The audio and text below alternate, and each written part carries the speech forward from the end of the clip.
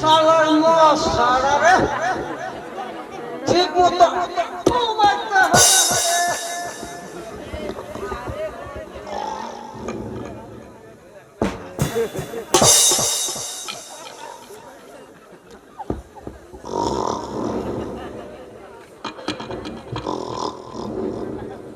দিদি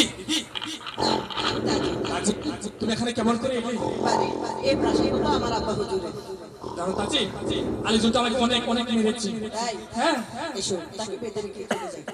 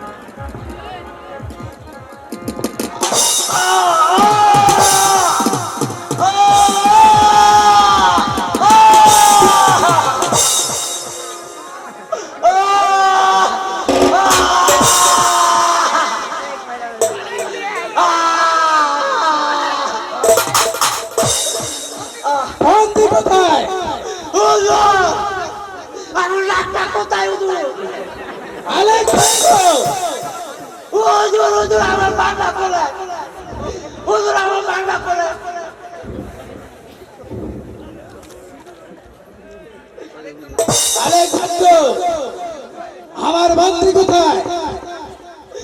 আমার ডাক্তার কোথায়? আমার কোথায়? উদর বন্ধুতে আসিল। উদর কোন দিকে জানি নিয়ে গেছে? কে নিয়ে গেছে? আপনার মেয়ে আছে।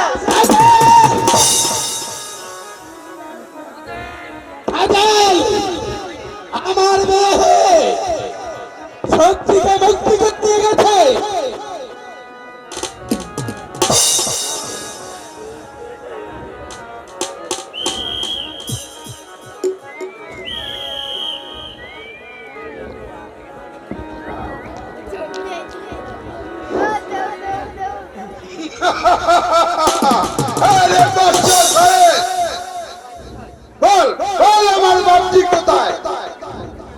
আমার বাপজিকে মুক্তি করে দে।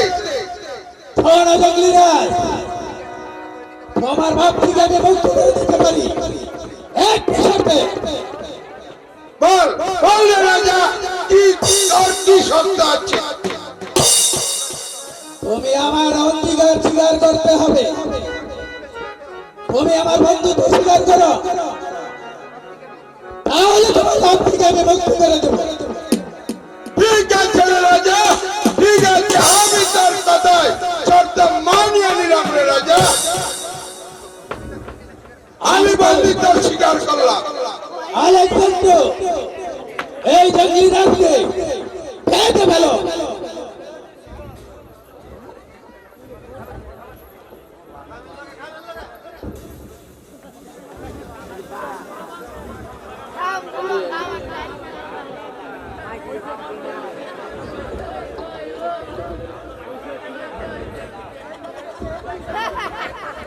আলেকজান্ডার,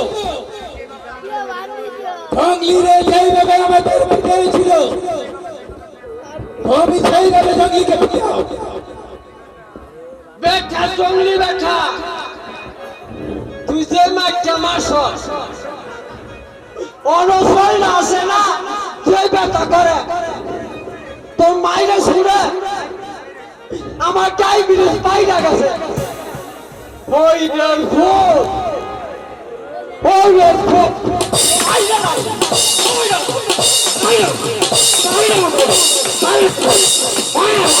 মাইরা ভালো করতে আমি ওরে বেটা ভাই। বাদশাহ সাহেব, বল বল আমার বাপজি কোথায়? শোনো জঙ্গলিরাজ, তোমার বাপজিকে আমি মুক্তি করে দিতে পারি। তোমার সাথে যে সুন্দরী নারীটা আছে, এই নারীটা আমার হাতে তুলে দেবে। বাদশাহ সাহেব,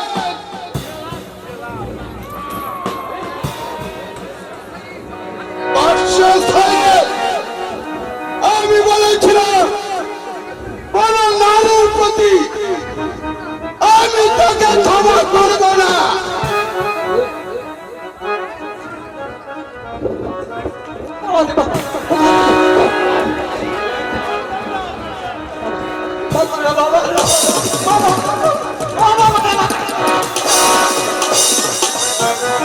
বাদশাহ সাহেব, পালিয়ে যাবে কোথায়?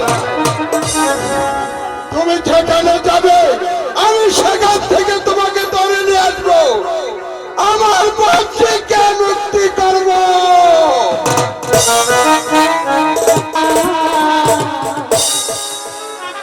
তোমার ভালো বাসা পাইলে আমি এত নষ্ট হইতাম না।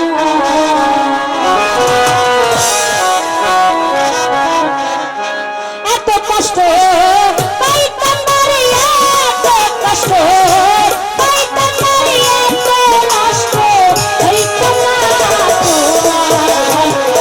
বাসা পাইলে এত নষ্ট হইতাম না। আমি বাসা পাইলে এত নষ্ট হইতাম না।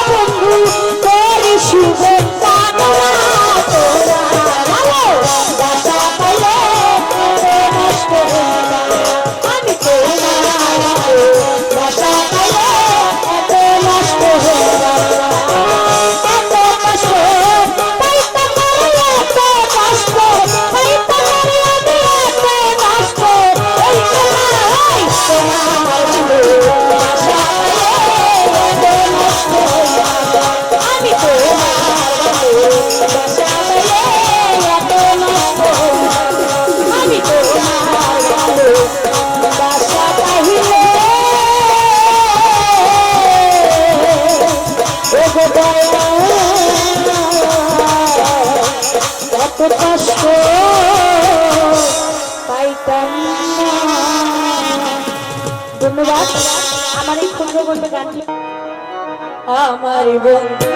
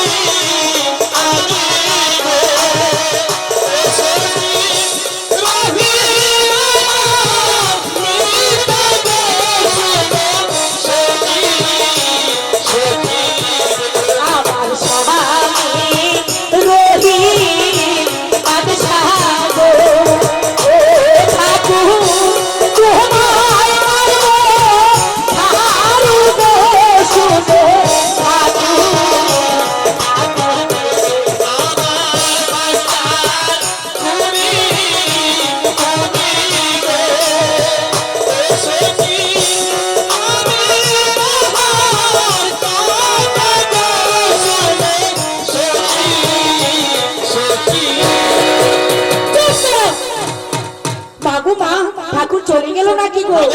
এখন আমি যাইনি। আচ্ছা এদিকে এসো তো, তুমি কি গণনা করতে পারো? আমাদের জাত ব্যবসায়ী তো এটা।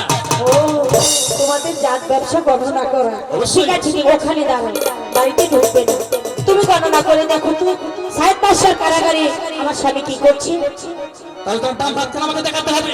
না গো না, স্বামী ছাড়া কাউকে আমি হাত দেখাই না। চলে যাও, আমার হাত দেখতে হবে না, তোমাকে গণনা করতে হবে না, আমি দেখাবো না। আচ্ছা ঠিক আছে, কেমন করে তোমার হাত দেখতে হয় তা আমার খুব ভালো জানা আছে। ঢুকবে না, আমি তোমাকে হাত দেখাবো না। কি কথা তুমি আমাকে একটু ফাঁকি দিয়েছো কেন? সে অনেক কথা। তোমাকে মানুষের মতো মানুষ করার জন্য 12 বছর পূর্ণ হওয়ার জন্য, তাই আমি তোমার কাছ থেকে এত দিয়েছিলাম। দেখি হুজুর আর আমাকে ক্ষমা করে ছি ছি আর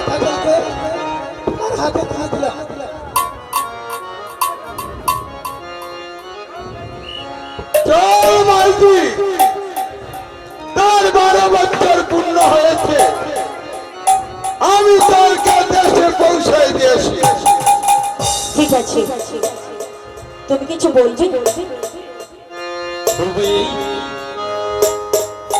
শেখ মুজিবুর